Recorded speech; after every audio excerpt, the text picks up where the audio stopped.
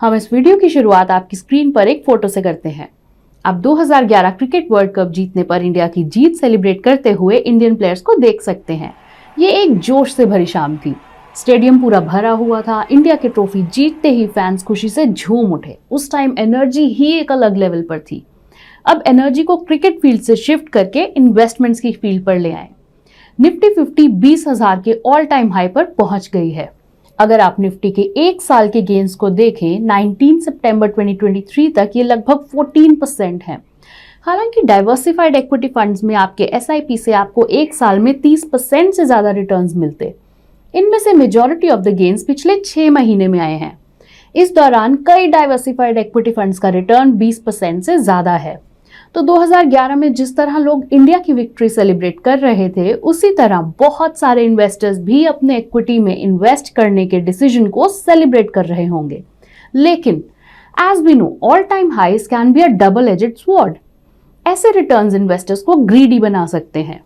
एक simple data point show करता है कि जब मार्केट्स रैली करते हैं, कैसे investors FOMO, fear of missing out, feel करते हैं। इस साल अप्रैल में एसआईपी इनफ्लोज 5 मंथ लो पर थे एट 13,728 करोड़। लेकिन जैसे जैसे मार्केट में तेजी आई, इनफ्लोज बढ़ने लगे और अगस्त में 15,814 करोड़ का अब तक का हाईएस्ट एसआईपी इनफ्लो रहा। लेकिन ऑल टाइम हाई भी इन्वेस्टर्स को चिंता और डाउट में डाल देता है, और ऐसा होना सर्टेन है। हमने देखा कि कभी कभी मार्केट रैलीज फंडामेंटल्स पर बेस्ड नहीं होती, वो सिर्फ सेंटिमेंट्स पे ड्रिवन होती है। इससे मार्केट एक्सपेंसिव या ओवरवैल्यूड हो सकती है, और ऐसी रैली के बाद हमने शार्प करेक्शंस भी देखे हैं। ये हमें उस सवाल पर लाता है जिसे हम इस वीडियो में एड्रेस करने जा रहे हैं। क्या मार्केट इस समय ओवरवैल्यूड है? शुरुआत में ही मैं बता दूं कि इस सवाल का कोई एक जवाब नहीं है। ये उस पैरामीटर पर डिपेंड करेगा जिसे आप यूज करेंगे। इसलिए हम सिर्फ एक पैरामीटर पर गौर नहीं करेंगे, हम 4 अलग अलग वैल्यूएशन मैट्रिक्स देखेंगे। इससे हमें मार्केट की प्रेजेंट सिचुएशन के बारे में एक फेयर आइडिया मिलेगा। Hello and welcome to ET money Hindi. शुरू करने से पहले एक क्विक रिमाइंडर, हमारा चैनल सब्सक्राइब करें और बेल आइकन पर क्लिक करना ना भूलें। तो चलिए शुरू करते हैं।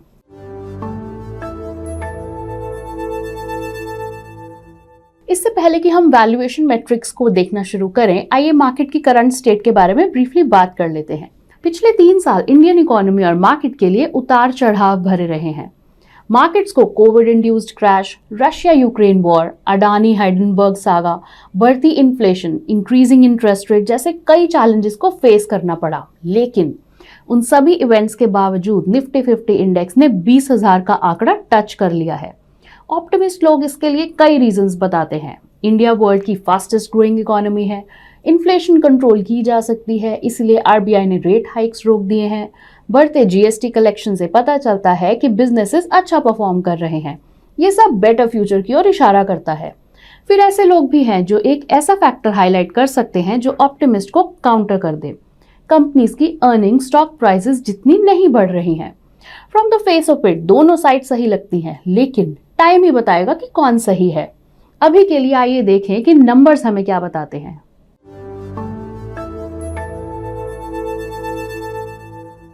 आइए अपने पहले metric price to earnings ratio से शुरुआत करते हैं।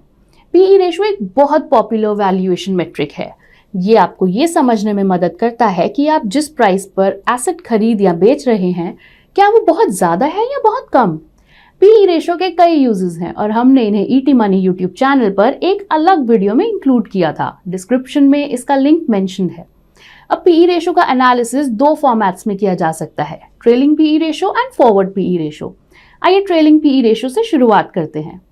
एज इट स्टैंड्स, निफ्टी 50 का 12 महीने का ट्रेलिंग पीई रेशियो 22.67 है। और हमें ये नंबर कैसे मिला? हमने बस निफ्टी 50 मूल्य प्राइस 20,070 का यूज निफ्टी कंपनीज की अर्निंग्स पर शेयर के साथ किया, जो कि 885 है।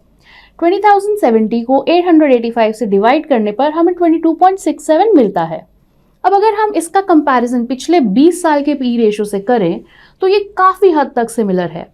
20 साल का एवरेज निफ्टी पीई रेशियो 21.55 के आसपास है। ये काफी क्लोज है। इनफैक्ट अगर हम अपना ध्यान 5 साल और 10 साल के एवरेज पर फोकस करें तो वैल्यूएशंस रीजनेबल लग सकती हैं।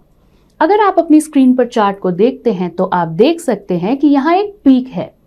चार्ट पीक पर तब था जब फरवरी और मार्च 2021 के बीच ये रेशो 42 के लेवल पर पहुंच गया था, लेकिन मोस्टली ये 2025 के बीच ही रहा है।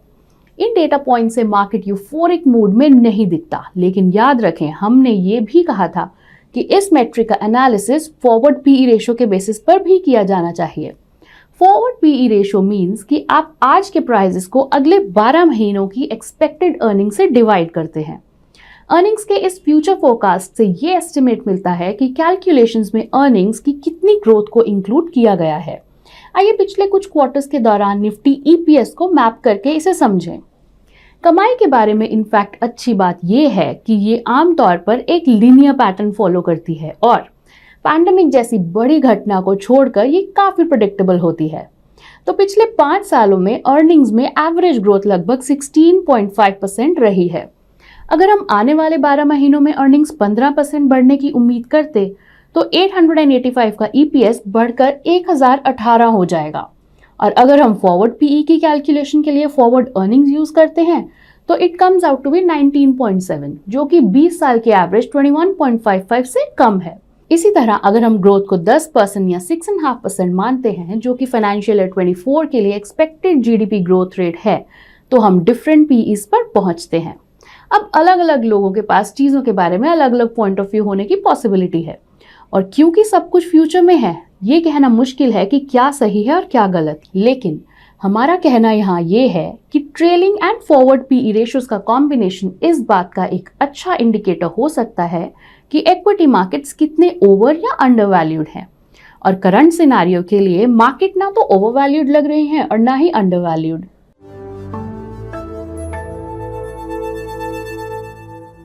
पिछले सेक्शन में हमने इंडेक्स कंपनीज की अर्निंग्स को देखा। हालांकि recently covid pandemic, high inflation, fear of recession जैसे अनप्रेडिक्टेबल इवेंट्स के इम्पैक्ट के कारण अर्निंग्स पर असर आया था। ये इवेंट्स तो बड़े थे, लेकिन कई छोटे छोटे इन्फ्रैक्शंस भी हर समय चलते रहते हैं, जैसे changes in interest rate, seasonal demand, business cycles, disruption in supplies. और यही कारण है कि कई investors cyclically adjusted price earnings ratio use करना पसंद करते हैं। इस मेट्रिक को बनाने वाले Nobel prize winning economist Robert Shiller की रिकॉग्निशन में इस रेशियो को शिलर प्राइस अर्निंग रेशियो भी कहा जाता है।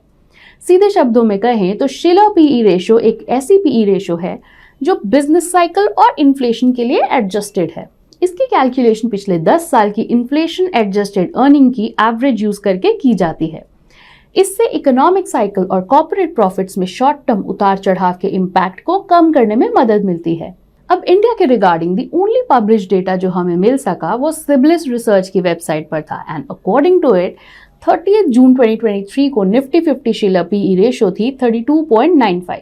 स्क्रीन पर दिए गए टेबल पर आप शिलर पीई रेशियो देख सकते हैं, जिसे केप रेशियो भी कहा जाता है। रिसर्च हाउस इसे सेमी एनुअली पब्लिश करता है। अगर हम डेटा को एक ग्राफ पर प्लॉट करते हैं तो चार्ट पॉजिटिवली स्लोप्ड होगा और 7 ईयर एवरेज केप रेशियो होगी 28.05। हालांकि हमारे पास जो डेटा है वो 30 जून तक का है और तब से निफ्टी लगभग 5% बढ़ गया है। अगर हम एक सिंपल एक्सट्रापोलेशन करें तो करंट शिलर पीई रेशियो 35.6 के करीब होगी, जो डेफिनेटली हिस्टोरिकल एवरेज से ऊपर है। Shiller PE ratio certainly simple PE ratio के कंपैरिजन में एक बेटर मेट्रिक है, क्योंकि ये आपके ओवर और अंडर वैल्यूएशन एनालिसिस को एक अच्छी लॉन्ग टर्म डायरेक्शन देता है। हालांकि इसे अर्निंग ग्राफ के साथ जोड़कर देखा जाना चाहिए, क्योंकि ये कॉर्पोरेट अर्निंग्स में इंपॉर्टेंट चेंजेस से भी पीछे रह सकता है। इसलिए रैपिड अर्निंग्स ग्रोथ या डिक्लाइन के दौरान CAPE ratio up to date earnings information नहीं रिफ्लेक्ट करती।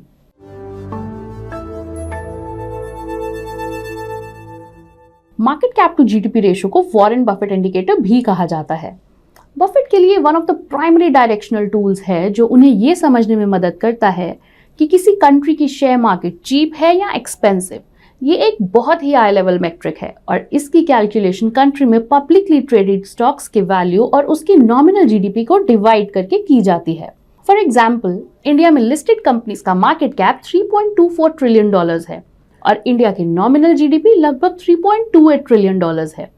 तो 3.24 ट्रिलियन को 3.28 ट्रिलियन से डिवाइड करने पर इंडिया का मार्केट कैप टू जीडीपी लगभग 99% होता है। लेकिन एक रीजनेबल रेशियो क्या हो सकती है? यदि हम इस मेट्रिक का टाइम पीरियड एनालिसिस करें तो 10 साल का एवरेज 90% है। 10 साल की हाईएस्ट रेशो 120% थी, रिसेंट 10 ईयर लो 58% थी। इसी तरह हम कई मेजर इकोनॉमीज के लिए market cap to GDP ratio बना सकते हैं और एक कंपैरेटिव एनालिसिस कर सकते हैं। हम यहाँ देख सकते हैं कि यूएस का market cap to GDP indicator 168% पर सबसे ज्यादा हीटेड है, जबकि जर्मनी चाइना का इंडिकेटर 50s में है। तो इसके बेसिस पर ऐसा लगता है कि इंडिया अपने हिस्टोरिकल एवरेज और अपने कुछ पीयर्स के कंपैरिजन में प्रीमियम पर ट्रेड कर रहा है। लेकिन सभी इंडिकेटर्स की तरह ऐसे कई लोग हैं जो फील करते हैं कि ये रेशियो इंडिया के लिए सही नहीं है, जहां हमारी इकोनॉमी के सभी हिस्से अभी भी अनऑर्गेनाइज्ड हैं और लिस्टेड कंपनीज इन्हें रिप्रेजेंट नहीं करती हैं। हाउएवर, वॉरेन बफेट को ये पसंद है और इसीलिए हमें market cap to GDP ratio को कंसिडर करना चाहिए और डेफिनेटली इसे ओवर वैल्यूएशन और अंडर वैल्यूएशन इंडिकेटर्स की अपनी लिस्ट में जोड़ना चाहिए।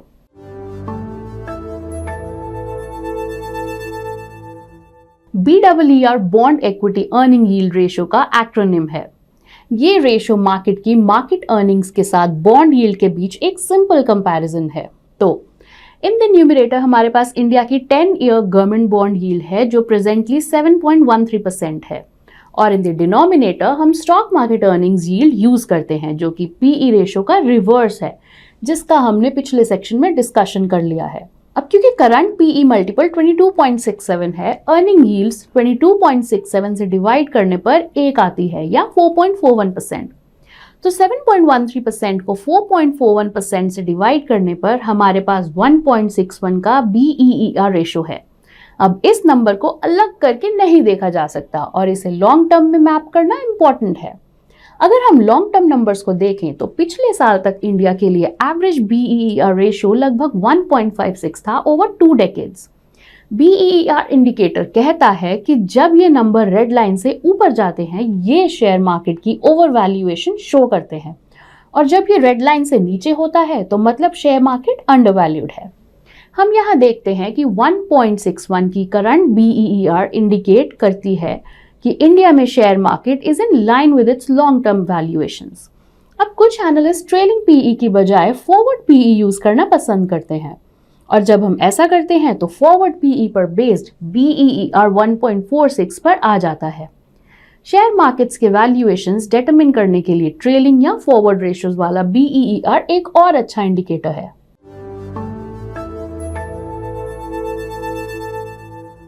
शेयर मार्केट और इकोनॉमी से रिलेटेड एक्सेस इंफॉर्मेशन जो अक्सर कॉन्फ्लिक्टिंग हो उसके बेसिस पर डिसीजन लेना आसान नहीं होता है। जब मार्केट हाई हो तो आपको हर जगह अच्छी न्यूज़ क्लिप्स दिखाई दे सकती हैं, और जब मार्केट्स लोअर लेवल पर हो तो मोस्टली नेगेटिव चीजें सुनने को ही मिलती हैं। ऐसे मामलों में the best thing you can do is real economy, sales, revenue, operating income, margin, leverage, cash flows और प्रॉफिट जैसी ज्यादा इंपॉर्टेंट पैरामीटर्स पर इम्पैक्ट को समझने की कोशिश कर सकते हैं। ये हमारा पहला सजेशन है। दूसरा सजेशन उन इंडिकेटर्स का यूज करने पर है जो हमने इस वीडियो में डिस्कस किए हैं। The PE ratio, Shiller's PE, market cap to GDP and the bond equity earnings yield ratio सभी ओवर वैल्यूएशन और अंडर वैल्यूएशन के अच्छे इंडिकेटर्स हैं।